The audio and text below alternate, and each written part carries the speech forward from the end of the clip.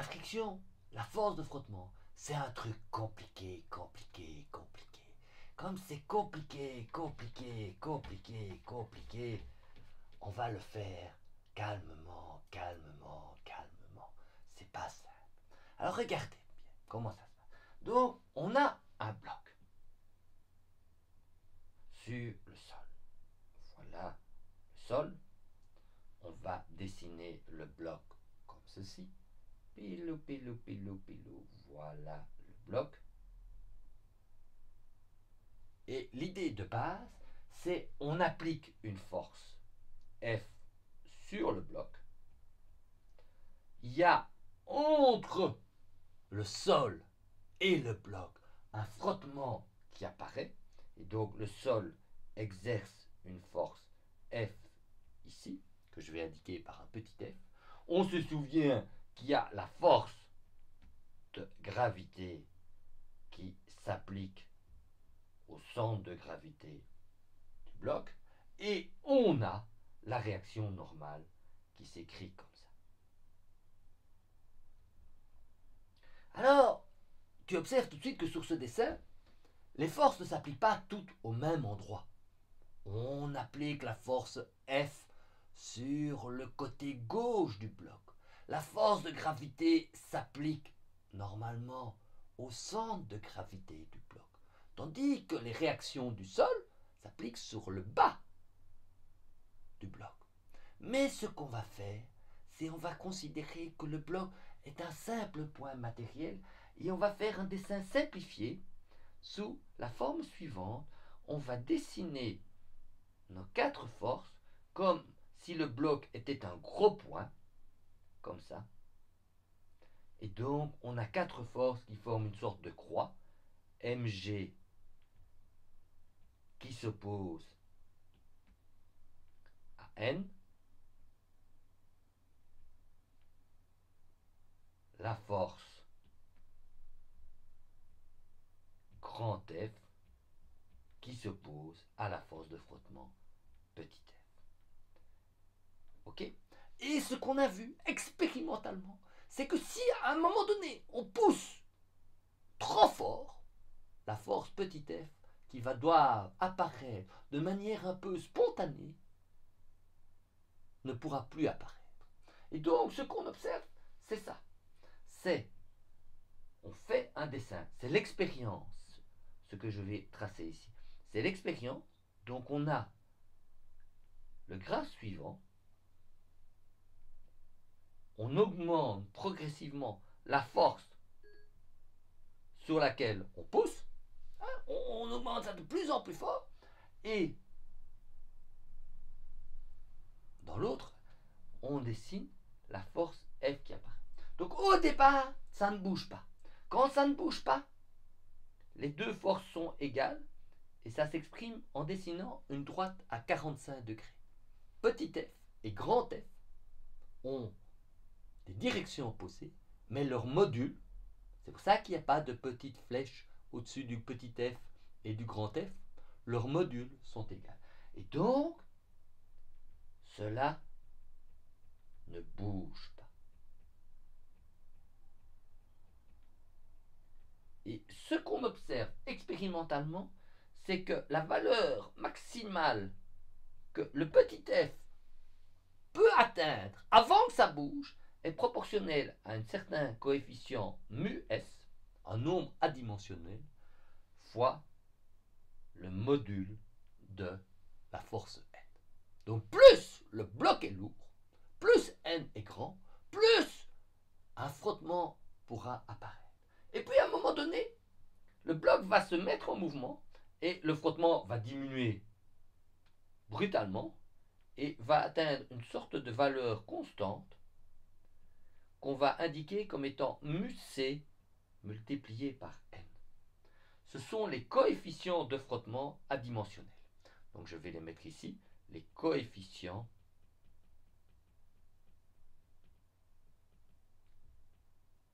de frottement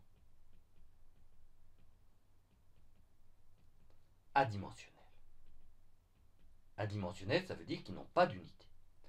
Alors, ce qu'on observe expérimentalement, c'est que le mu S, pour frottement statique, est plus élevé, toujours, que le mu C, le coefficient de frottement cinétique. Ok? Donc celui-ci, c'est cinétique. Et celui-là, il est le statique.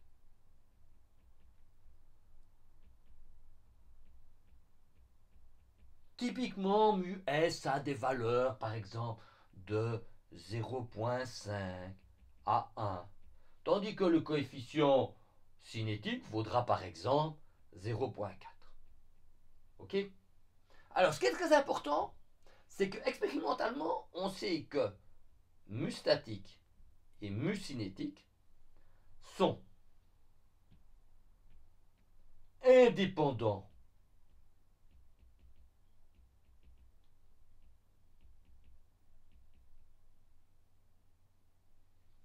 ouais, alors là, tu vas quand même essayer d'écrire ça sans faire de faute de français, sinon indépendant de la masse du bloc, de la surface de contact,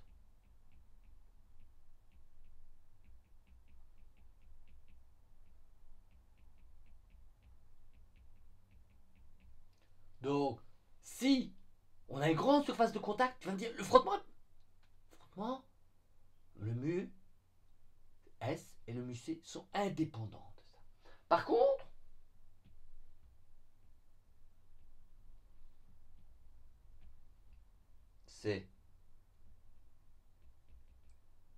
cela dépend des matériaux du bloc et des matériaux du sol.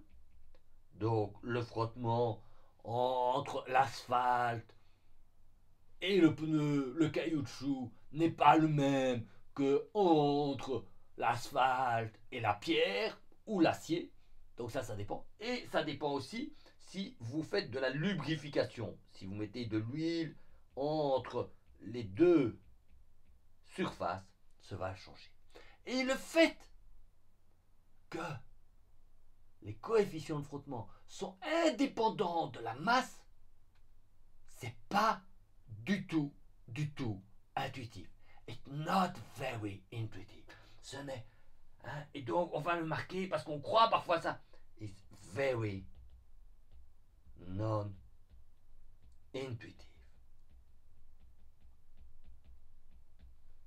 Eh oui. Alors, pour illustrer ça, je vais prendre un exemple. Suppose que tu as une rue en pente, comme ça. Voilà. Et tu as mis ta petite voiture que tu as garée de manière intelligente sur la rue en pente comme ça. Voilà. Elle est ici. Voilà la petite voiture comme ça. Et tu as mis le frein. Elle est là. Elle ne bouge pas à cause du frottement. C'est le frottement entre les roues et la voiture qui font qu'elle ne glisse pas. Ok?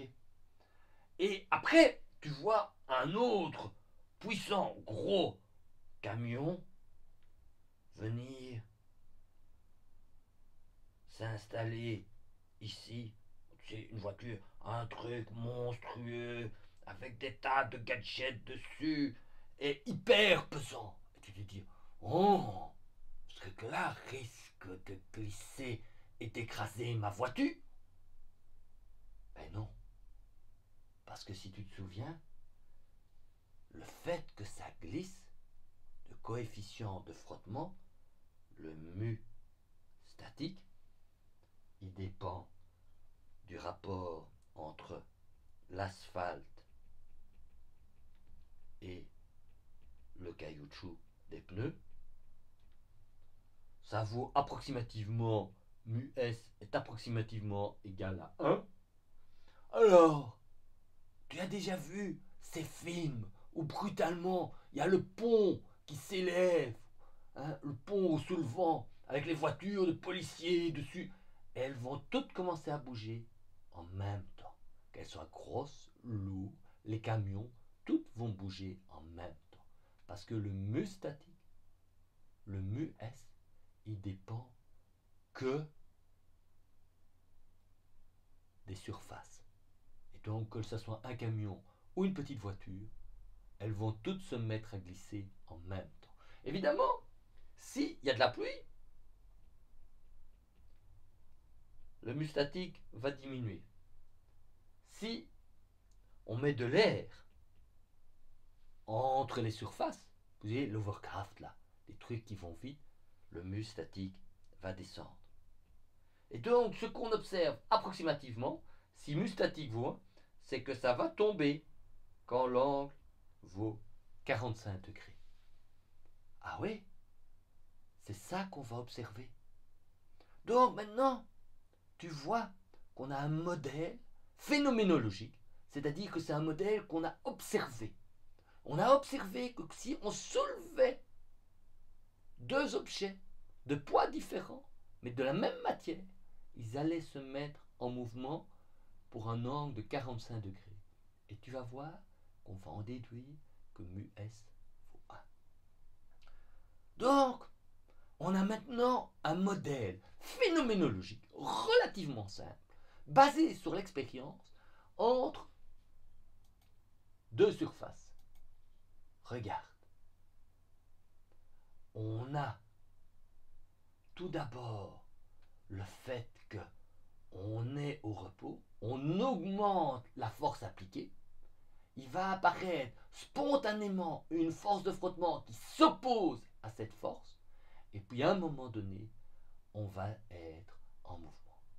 Et donc, le frottement est proportionnel au module de la force normale. Le frottement, il est indépendant de l'aire de contact. C'est pas intuitif. Et le frottement est indépendant de la vitesse de déplacement de l'objet. Si tu te déplaces vite ou si tu te déplaces lentement, le petit f vaudra la même valeur. It's not intuitive. Je vais encore l'écrire ici. Ce modèle, c'est ce qu'on a observé par l'expérience, but it's very non-intuitive. C'est pas ce qu'on penserait intuitivement. Et pourtant, c'est bien ça qu'on a observé expérimentalement. Donc, expérimentalement, on a ce modèle de frottement qui va nous permettre de résoudre des problèmes de physique à partir de deux coefficients qui caractérisera le frottement entre deux surfaces, mu statique et mu cinétique. Voilà, c'est tout pour cet épisode. Restez à l'écoute. On va maintenant essayer de calculer un petit problème.